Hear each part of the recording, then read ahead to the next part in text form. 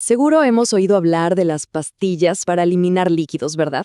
Pero, ¿qué hacen exactamente? Bueno, hoy vamos a meternos de lleno a explorar el papel, que es fascinante y súper crucial, de los diuréticos en la lucha contra la enfermedad renal crónica. Es un mecanismo que, sin hacer mucho ruido, protege la salud de millones de personas. Y aquí viene la pregunta del millón.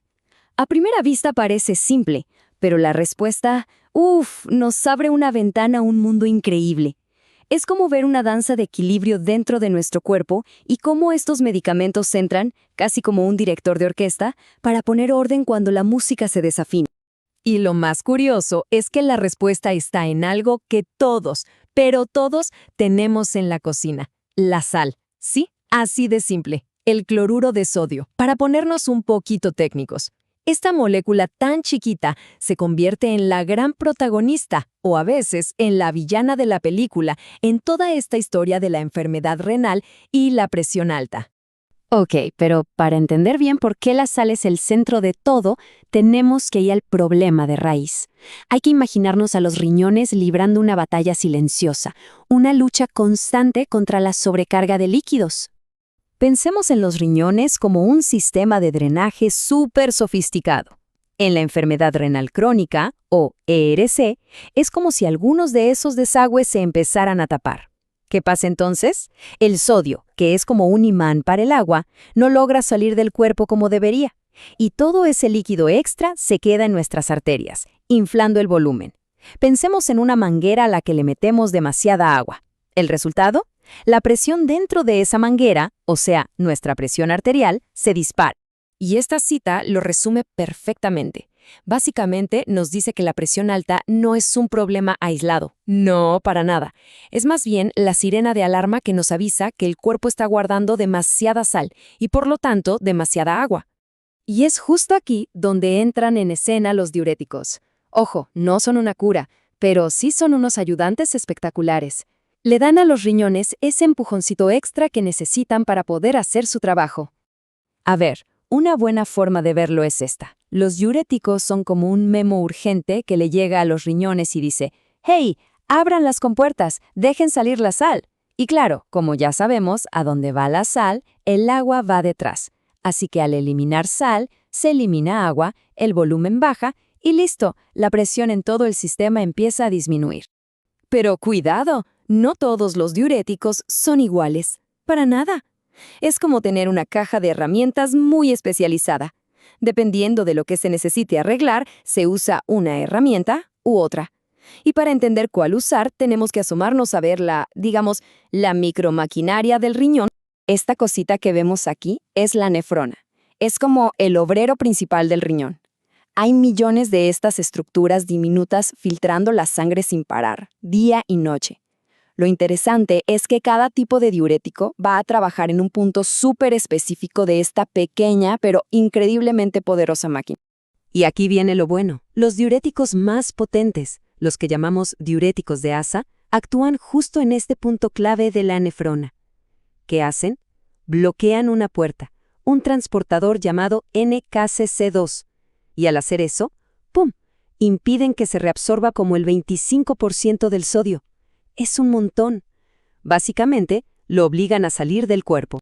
Ok, si los diuréticos de ASA son, la artillería pesada, los tiazídicos vendrían a ser como los francotiradores. Actúan un poquito más adelante, en el circuito, bloqueando otra puerta, el transportador NCC. Su efecto es más sutil, como un ajuste fino. Por eso son geniales para el control del día a día de la presión alta.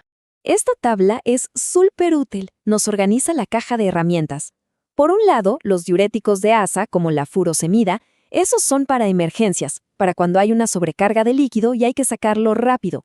Y por otro, los tiazídicos como la hidroclorotiazida, que son los que trabajan todos los días, para mantener la presión bajo control. Dos herramientas, dos trabajos muy diferentes. Pero bueno, como en toda buena historia, siempre aparece un problema. ¿Y qué pasa cuando estas herramientas que parecían infalibles, de repente dejan de funcionar tan bien? A esto se le conoce como resistencia a los diuréticos. La definición es bastante directa. Significa que, aunque se esté dando la dosis correcta del medicamento, por alguna razón el cuerpo ya no responde como antes. Simplemente no logra eliminar la cantidad de sal que se necesita.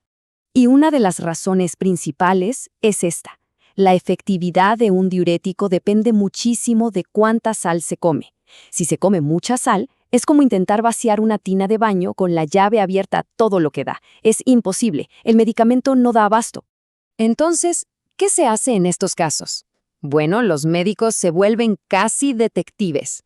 Lo primero es revisar lo obvio. ¿La persona se está tomando el medicamento como se debe? ¿Está cuidando la sal en la comida? Después investigan si hay otros medicamentos que estén interfiriendo. Y claro, si la dosis es la correcta. Y si nada de eso funciona, pues se saca la artillería pesada. Combinar diferentes tipos de diuréticos para atacar el problema desde varios ángulos al mismo tiempo. Miren este gráfico, porque nos muestra algo fundamental. En una persona con riñones sanos, una dosis chiquita de furosemida, 10 miligramos, ya hace efecto. Pero a medida que la función del riñón va bajando, se necesita una dosis cada vez más alta solo para llegar a ese punto mínimo de efectividad. Ojo, esto no es resistencia como tal, es más bien un ajuste que se tiene que hacer por la propia enfermedad. Bueno, vamos llegando al final, y el mensaje principal es este. Usar diuréticos no es tan simple como recetar una pastilla y ya. No, es toda una estrategia, un enfoque inteligente, completo y sobre todo personalizado. Entonces, ¿cuáles son las claves para que esto funcione? Primero, que el tratamiento tiene que ser como un traje hecho a la medida. No hay una solución única para todos. Segundo, la supervisión constante es vital. Y tercero, esto es importantísimo, el diurético y una dieta baja en sal son un equipo. No pueden ir separados. A veces hay que combinar varias herramientas, pero al final del día el verdadero éxito depende de que la persona entienda bien su tratamiento y se involucre. Y para terminar, echemos un vistazo al futuro. Hoy por hoy, manejar los diuréticos es una mezcla de arte y ciencia. Pero con todo lo que avanza la genética y la medicina personalizada, la pregunta es, ¿llegará el día en que podamos diseñar el plan de diuréticos perfecto para cada persona, desde el minuto 1? Ese es el horizonte tan emocionante que se ve en la nefrología moderna.